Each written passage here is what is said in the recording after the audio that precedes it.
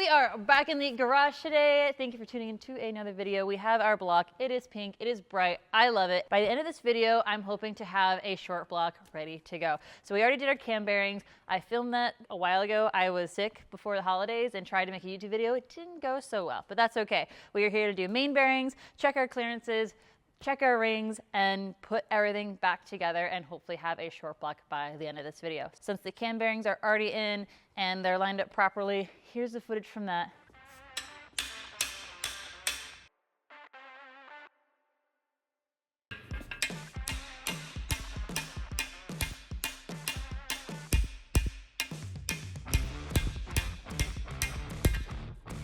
There we go. Perfect.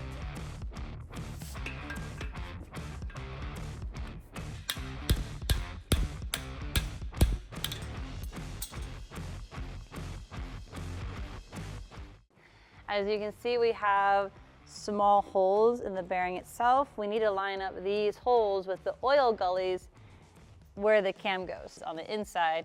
So it should be easier for me to line up perfectly, at least directional wise where it's gonna go. And then as we're pressing it in, we gotta make sure it's lined up properly and it's not too far in or too far out. So you see I got the bearing lined up on the tool. The hole should be lined up. And now we should just hammer the edge here while keeping this cone lined up to help keep it straight. So that way the bearing goes in straight and centered.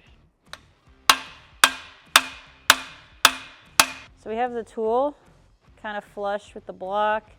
Now we're gonna remove it and then check with a tiny mirror to see if the hole of the new bearing is lined up with the oil gully. All right, so you guys can kind of see the hole on the bearing, and it needs the the bearing itself needs to be pushed in a little bit more, but just so that we all know, it's easy to push the bearing in instead of having to take it out. So you really don't want to go past the point that you need the bearing to sit. There it is. All right, after hammering it in a little bit more, you can see that the hole is lined up with the oil gully pretty well. So this one is good, and we can move on to the next one. The holes are kind of lined up. There we go. A little bit easier for thyself. There we go. Nice.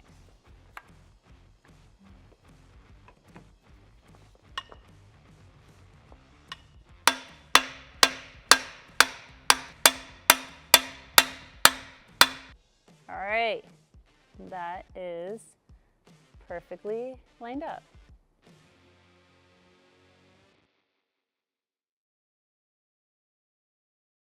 And now we're gonna start with our clearances and do the main bearings next. We have everything that we need, so let's just go ahead and get started.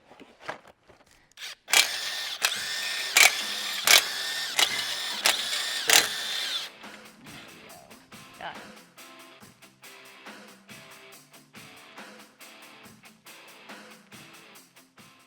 These are the main bearings. If you look, they have notches and they will line up to the block where they go.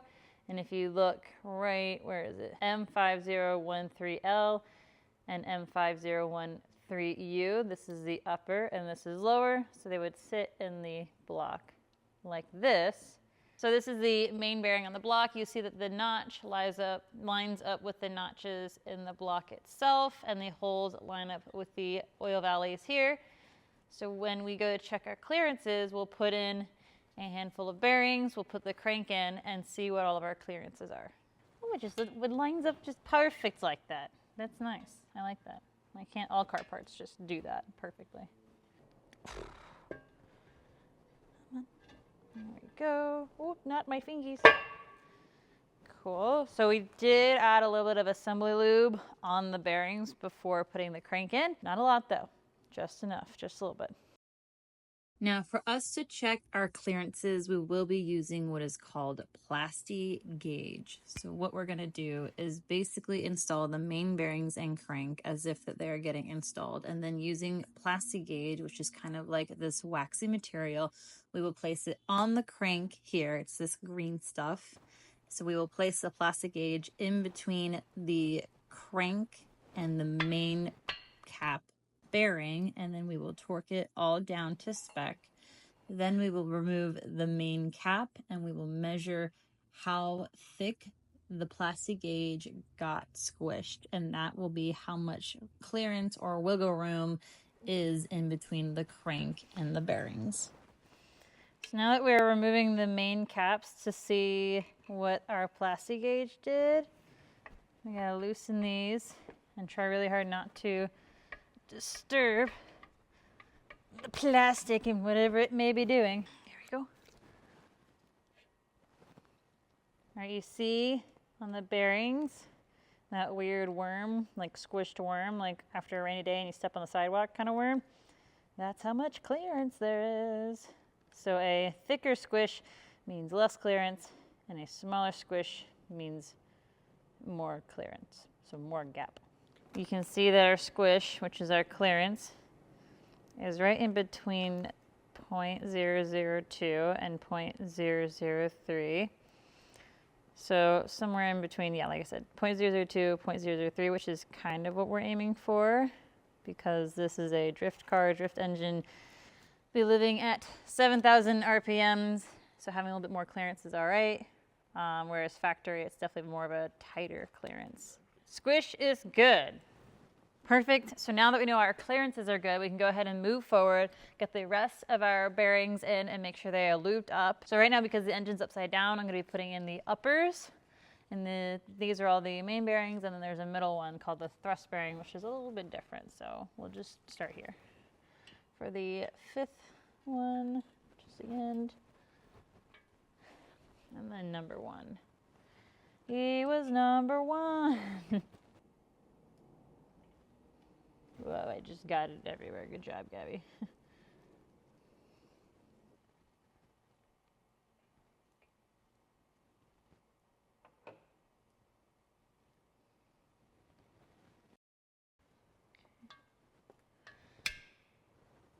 Okay, so you see how this one's different? This is our thrust bearing. So this material on the side supports the crank when you hit the clutch when you are shifting gears. So we're going to go ahead and lube not only this part, but the sides as well.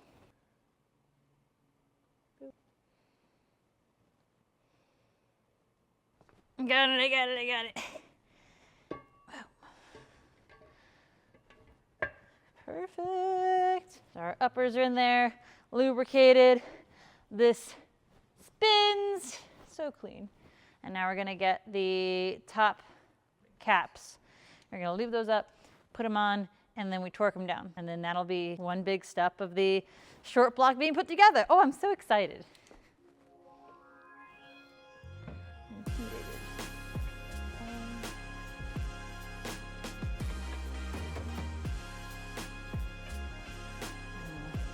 The last piece of the puzzle is the thrust bearing. Well, last piece of the main caps anyway.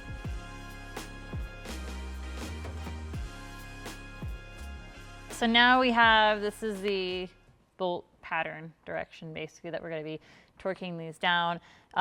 Starting to the middle and then going out, we're going to do all of the 13 head bolts, then the 15s, and they're all going to be torqued down to 15 foot-pounds, and then again another 53-degree turn after that.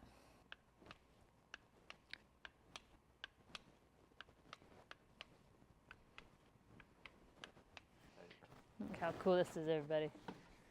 It's spinning. That's a good sign. Hopefully it'll keep doing that when it's all put together. Fancy living.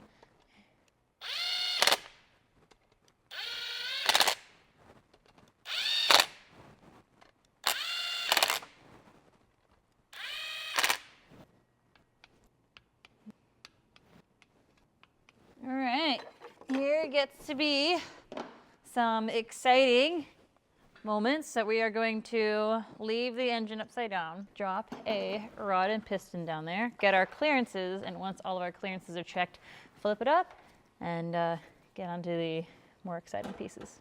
Yeah, OEM rods. But these are called Speed Pro, and they are hyper-eutectric. Hyper-eutectic. I'm bad with my words. Hyper-eutectric. There's something, which is basically a hybrid between a cast and a forged piston. So better performing than cast, but has some awesome forged quality. So it's the better of the good, better, best. I'm gonna flip the engine so we can test our ring end gaps. Sweet. We're gonna have to put so we're gonna test our end gaps. So I have my ring there in the cylinder. This tool will drop in, and what it does is that it squares the ring. So the ring is parallel to the deck. So that way the ring is in there straight, because we need it to be straight to get an accurate reading.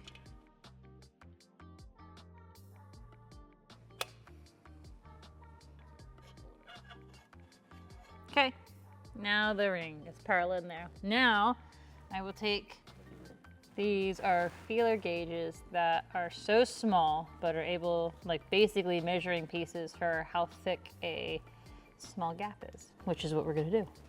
Start with 20. Oh, 20 is not it. All right, looks like this is an 18. We'll still try the 19, but I don't think it's gonna fit. 18's a little small, so we're gonna have to grind it a little bit open so that these will fit properly. So my cylinders were slightly bored down by the smallest amount, but my current bore is 3.905, and by our manufacturer they recommend that we times that by 0.0055, and that'll get our target ring size, which if you do the math right there is going to end up being 0.021. So 21 is going to be our target ring size. We're at an 18, which is a little small. We're going to need to make it a little bit bigger. This is a manual grinding gear, pretty cheap. Get them like 25 bucks, but this is what we're going to use to grind down our ring. So these two nuggets, little nubs, are going to be to center it, and then you're going to press the ring one side or the other into the grinding pad. You just want to grind it really slowly. After you've ground it down, you want to make sure you check the edges, and that you can even take like a small file to clean it up and get the edges as clean as possible, because we don't want those gouging any part of the cylinder walls. We have our ring in here. We have it nice and parallel with the deck. And we're going to take our flat measuring sticks. I'm gonna go for 18 was what it was. Start there. Where is the little guy? Okay. 18. I'll do 19. That fits. Perfect. And then we're gonna go, there's no 21 on here, but we'll do 22. And if 22 doesn't fit, then it is 21. Which doesn't really go all the way in. So it's right where we need it to be, which is good. That means our rings are ready to be installed.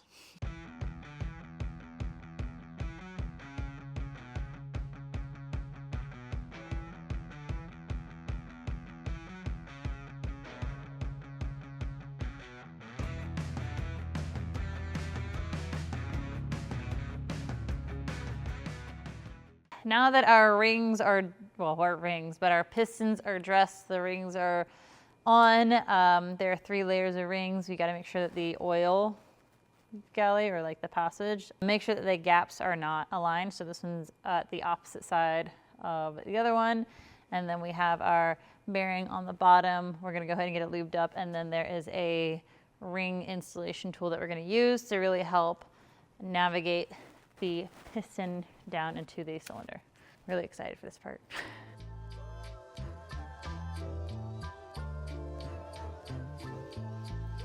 It's sticky.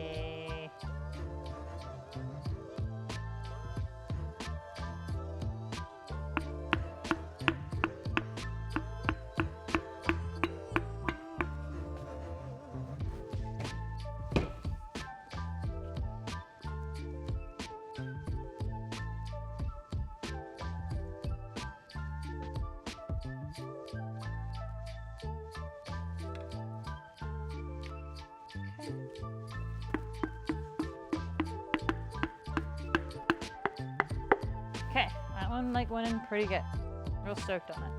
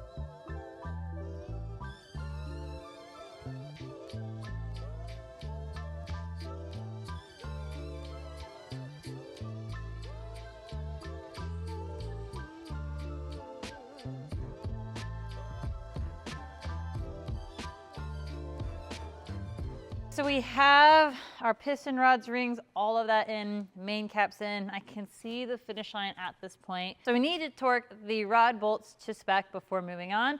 And that is these two on each rod. These are ARP bolts. So these are gonna be torqued to 40 foot-pounds, not OEM. These are a 3/8 12-point socket. I had to go buy the socket, didn't have it.